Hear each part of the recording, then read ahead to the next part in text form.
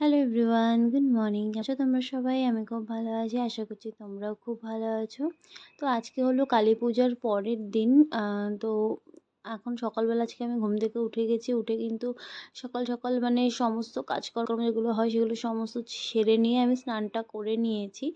আর কালী পুজোতে না আমি মানে প্রত্যেকবারই ঠাকুরকে কিছু না কিছু বাড়িতে বানিয়ে দিই। হয় পায়েস, হয় না হলে মালপোয়া, কিছু না কিছু আমার খুব ইচ্ছে হয় ঠাকুরকে বানিয়ে দিতে। তবে হ্যাঁ, আগের বছর তো আমি বাড়িতে ছিলাম না, মানে যখন আমার প্রেগনেন্সি আসে তখন আমি বাড়িতে চলে গেছিলাম 5 মাসে। আর তারপরে রিহুকে যখন হয়েছে, রিহুর 8 মাস বয়সে আমি আবার ফিরে এসেছি। মানে 2024-এর মার্চে আমি গিয়েছিলাম, 2025-এর মার্চে ফিরে এসে পুরো একটা বছর কিন্তু আমি বাপের বাড়িতে ছিলাম। তো তার জন্য কিন্তু ওই সেই এক বছরে অনেক কিছুই হয়নি, মানে সেলিব্রেশন করা হয়নি। তো এই বছর যেহেতু আছি, আমার মনে হলো যে যে কোনো অকেশান হলেই না আমার না আগেই মনে হয় যে ঠাকুরকে আমি কিছু বানিয়ে দিই। তো সেই মতোই আজকে কিন্তু আমি জেপ্টোর থেকে সকাল সকাল দুধ অর্ডার করে দিয়েছিলাম, আর তারপরে আজকে বানাচ্ছি এখন একটু পায়েস। গোবিন্দভোগ চাল আমার ঘরে আলাদা করে রাখাই থাকে, তাই অসুবিধা হয় না। আর এই যে এখন দেখতে পাচ্ছ ফ্রিজ ঠান্ডা ঠান্ডা কিন্তু পড়েই গেছে, তাই এখন না সমস্ত কুর্তিগুলো আমি নামিয়ে নামিয়ে পরে নিচ্ছি। কি করব বলো, এগুলো তো মানে আলমারিতে থেকেও আলমারি একদম ভরে যাচ্ছে, তাই ভাবলাম যে শীতকালে শীতকালে এই কুর্তিগুলো পরে নেব, আর গরমকালে নাইটিগুলো পরবো। আর নাইটিগুলো এখন সব আমি তুলে দিয়েছি, এখন আর কোনো নাইটি পরছি না।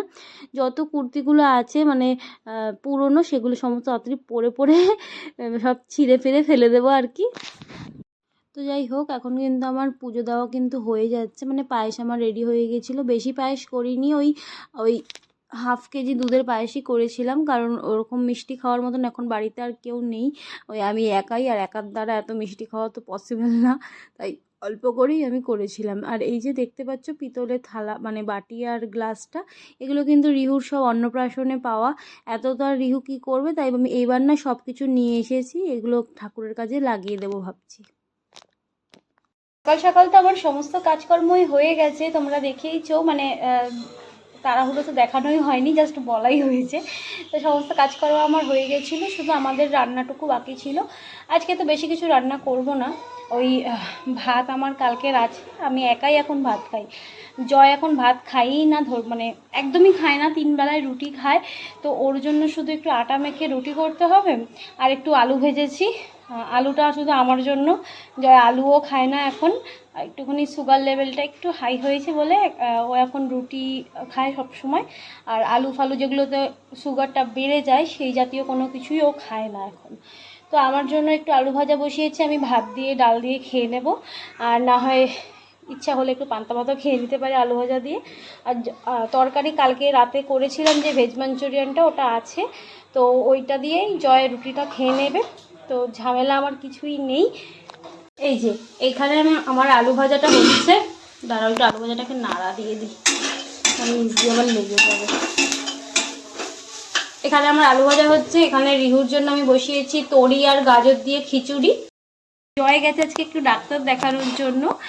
তো বাড়িতে একা যেহেতু আমি, আমার সমস্ত কাজকর্ম হয়ে গেছে। কাজকর্ম হয়ে গেলে রিহুকে নিয়ে আমার আর কোনো ঝামেলা থাকে না। তো সকাল সকাল যেহেতু সব কাজকর্ম হয়ে গেছে, রিহুকে আমি ঘরে আটকে রেখেছি। রিহু একা একাই খেলছিল যদিও। ওই চলো দেখাচ্ছি তোমাদের।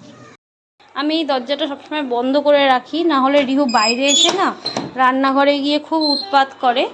ওই যে বসে বসে কিন্তু একা একাই ওর ট্রাক নিয়ে খেলছে। রিহু, রিহু, রিহু। আর এই খাটে ব্যান্ডেজ করা আছে, দেখতেই পারছো। এগুলো সব রিহুর জন্য করা আছে, কারণ এই কোনাতে রিহু মুখে লাগে, তার জন্য এখানে ওই একটু পন্স টাইপের দিয়ে ওটা সেলোটেপ দিয়ে আটকে দিয়েছি, তাহলে রিহুর আর মুখে লাগে না। দেখো, কোনো ডিস্টার্ব করছে না, কিছু করছে না, ও নিজের মতোই খেলে যাচ্ছে। রিহু পাপা, এ বাবাই, এই যে তাকাও। ও এখন নিজের খেলায় মগ্ন আছে। চলো আমি ফটাফট ততক্ষণে কাজকর্ম সেরে নিই।